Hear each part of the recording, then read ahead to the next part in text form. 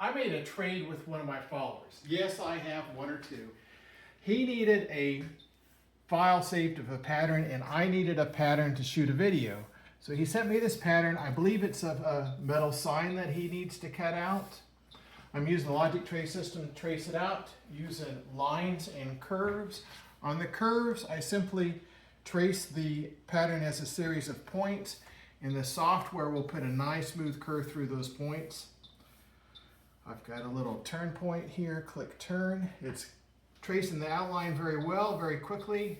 Get a nice accurate trace. I want to do a line at the very end here.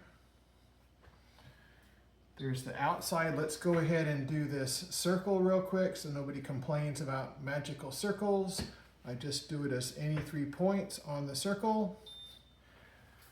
1, 2, 3. Looks, and there it is. It looks great. Let's save the file.